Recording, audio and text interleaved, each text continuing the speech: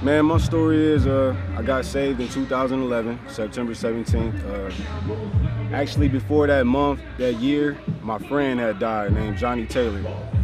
He died. I was out in the streets and stuff, you know, gang banging, and doing all types of other things. You know, once that happened in my life, when my friend died, God just immediately attacked me when I saw his coffin, you know, with him in it. God kind of said, that can be you. If you don't change your life right now, that can be you. So I immediately changed my life. I even cut off all my friends from the hood. I started getting my life right with God. I started attending this church called Vineyard. And ever since then, I've been trying to attend church. I attend dozens of churches and do thousands of ministries and just tell my background and where I came from and what I'm doing and with God. And that's just pretty much it, where I come from. Honestly, my biggest influence is Tupac, man. In the car, my dad used to play Tupac, NWA, like mostly West Coast. You know, Ice Cube, those type of people. So I'm really into that type of music, speaking on like from the hood, from the streets, and wanting to say the hood. So that's why when you hear records like God in the Bando, it's different because I'm really talking about bando. A bando is a trap house where drugs is being entered out. I'm talking about let's put God there because that's where people need it. They need God there. People that's in church every Sunday got God some way, somehow. But people that's in the streets, they don't have it. Like if you come to the hood, they're not necessarily talking about God. They know who he is, but they're not trying to give their life to God. They're not trying to get on that track. And I feel like that's where my music is going to come in at when you hear records like God in the Bando, even Never the Same with me and Shawan, the project me and him did. That focused a lot on the streets, and it was a mixture because Shawan is a different artist than I am. So it really helped out, even with D-Kid too, and God in the Bando, so it really helped out. Gospel Trap is an album where you're basically, it's coming off God in the Bando where I showed first. So I'm telling you what I'm doing. I'm finna give music to the streets. And basically that's what this is. This is music for the streets. You can play this music anywhere. And Gospel Trap is just defining, putting God in the bando, putting God in the trap, putting God where it's needed. So you're gonna hear different keywords. So like, I'm using keywords like plug, okay? Basically, plug is a plug that sells drugs, right? In that world. But I'm giving it to you on Gospel Trap. Plug is God. God is like a plug, right? Anytime you talk to God, God delivers. Anytime God do something for you, you thank him. So I'm describing God as a plug that entered my life. So I'm using a lot of keywords that the hood know, and I'm putting them in a gospel perspective. I'm putting them in a Christian perspective. So I can touch both sides, the streets and God, people that love God. So that's what I'm doing with Gospel Trap. So you're gonna hear stuff like plug, faith bands, you know, just all types of different keywords that no other Christian artist is using. But I decided to use it because that's what type of music I do. Any most memorable moments creating the album? After Never the Same, I started working on Gospel Trap. And me and Shawan, we was just talking, and it was like, he's like, how are you gonna make them understand what are you talking about? Because when I put out God in the Bando, people was attacking me, dude. I mean, attacking me. And I'm like, how can anybody don't know what I'm trying to do? I'm trying to bring the message to the streets.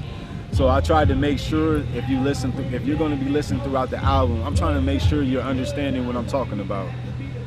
People also noticed on Feel Good, the video I just shot, how the number was filled. It had the 4 and the 9 was good. If you're listening to my album, every track is gonna have a number in it. I want people to add all those numbers up. It's gonna tell you my favorite verse in the Bible, one of my favorite verses. So I'm telling you throughout the CD to trap for God. Basically to trap, the same way you're hustling for God, right? So we all trying to save souls. So every day I look at me in my life, gospel trapping, trying to save this soul, trying to save that soul. Whether you've been in God or not, I'm still trying to encounter you as well. Because just because everybody is on God don't mean that we're on the right track. Everybody is at different levels.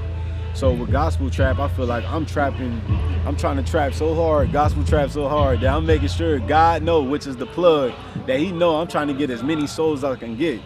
So So like one song on the album, I'm saying I want 1 million souls.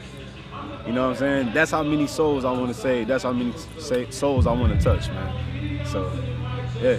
Got it. So you're not gonna tell us your favorite Bible verse? You gotta listen to the album. Yes, you gotta listen to that album to figure out my favorite book in the Bible, and one of my favorite verses. Me and my pops used to read, which is not in there, but I described that. Me and my pops used to read a scripture every morning. Every morning before I went to school, I read this. This even when I was in the streets, my pops made me read this every day. So like God always been in my life, but I didn't tackle that until that happened in my life with my friend getting shot. So yeah. Audio Rebels is a group. It's me, Benjamin, Shawan, and D-Kid. Shawan is from Connecticut.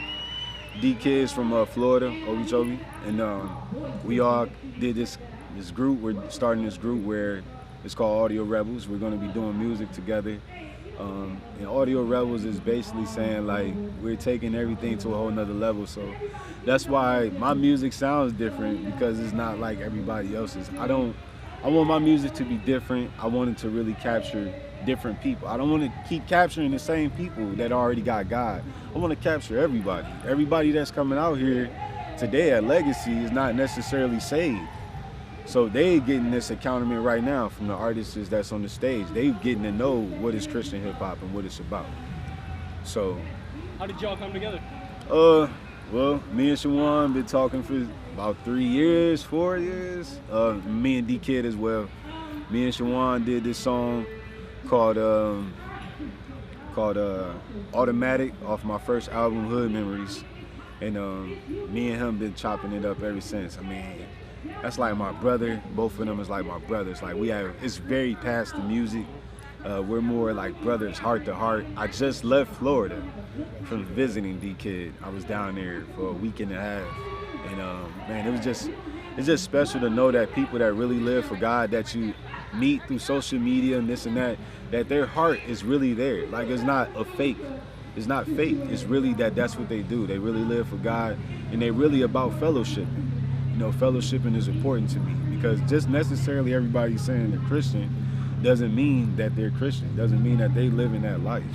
You know, you have to necessarily live that life and be doing something, and that's what I respect.